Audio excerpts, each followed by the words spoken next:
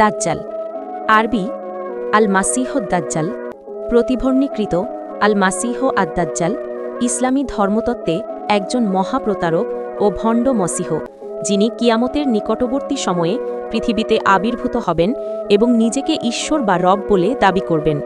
হাদিসে তার সম্পর্কে বিস্তারিত বর্ণনা এসেছে। দাজ্জাল শব্দের অর্থ দাজ্জাল দাজ্জাল শব্দটি আরবি দাজল থেকে এসেছে, যার অর্থ মিথ্যা বা প্রতারণা। আল মাসিহ আদ-দাজ্জাল কথাটির অর্থ হল প্রতারক মসিহ। দাজ্জালের আবির্ভাব ও পরিচয়।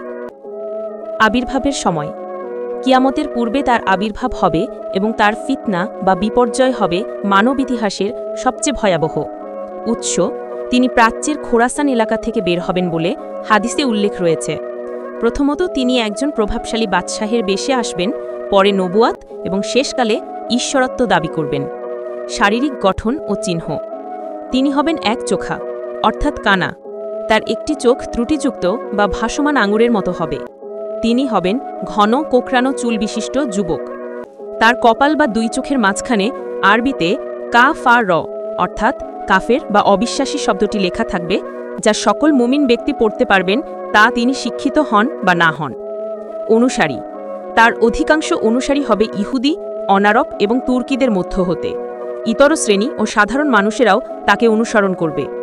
দাজ্জালের ক্ষমতা ও ফিতনা বা বিপর্যয়: আল্লাহ দাজ্জালকে সাময়িক সময়ের জন্য কিছু অস্বাভাবিক ক্ষমতা দেবেন, যা দ্বারা তিনি মানুষকে বিভ্রান্ত করবেন।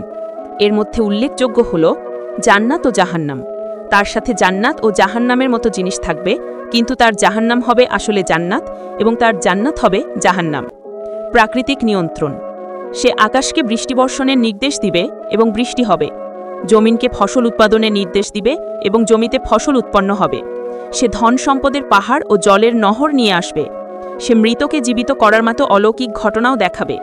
ভ্রমণ: মক্কা ও মদিনা ব্যতীত পৃথিবীর প্রায় সকল স্থানেই সে দ্রুত গতিতে ভ্রমণ করবে।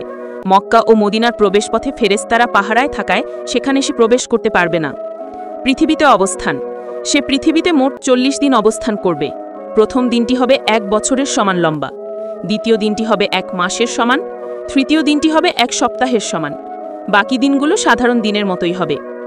দাজ্জালের পরিসমাপ্তি: দাজ্জাল যখন তার ফিতনা নিয়ে সারা পৃথিবীতে অরাজকতা সৃষ্টি করবে, ঠিক সেই সময়ে আল্লাহর নবী ঈসা ইবনে মারিয়াম আলাইহিসসালাম আসমান থেকে পৃথিবীতে অবতরণ করবেন।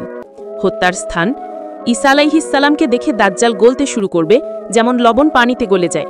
অতঃপর ঈসা আলাইহিসসালাম বর্তমান ইসরায়েলের নিকটবর্তী লুদ শহরের ফটকের কাছে বর্ষা দিয়ে দাজ্জালকে হত্যা করবেন।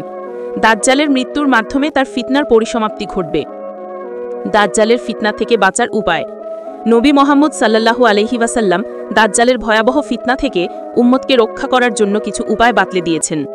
সূরা কাহাফ: সূরা কাহাফের প্রথম 10টি আয়াত মুখস্থ করা এবং এর প্রথম অংশ তেলাওয়াত করা। দোয়া: প্রতি ওয়াক্ত নামাজের শেষ তাশাহুদে এই দোয়া পাঠ করা। আল্লাহুম্মা ইন্নী আউযু বিকা মিন আযাবিল কবরি ওয়া মিন আযাবিন নারি ওয়া মিন ফিতনাতিল মাহইয়া ওয়াল মামাতি ওয়া মিন ফিতনাতিল মাসিহিদ দাজ্জাল। অর্থাৎ, হে আল্লাহ, আমি তোমার কাছে কবরের আযাব, জাহান্নামের আযাব, জীবন মৃত্যুর ফিতনা এবং মিথ্যুক দাজ্জালের ফিতনা থেকে আশ্রয় চাই। ঈমানের দৃঢ়তা: ইসলামকে দৃঢ়ভাবে আঁকড়ে ধরা এবং আল্লাহর গুণাবলী সম্পর্কে সঠিক জ্ঞান রাখা, যাতে সহজেই দাজ্জালকে মিথ্যাবাদী হিসেবে চেনা যায়। দাজ্জাল থেকে দূরে থাকা: সম্ভব হলে মক্কা ও মদিনায় অবস্থান করা এবং দাজ্জালের আবির্ভাবের কথা শুনলে তার কাছ থেকে দূরে থাকা।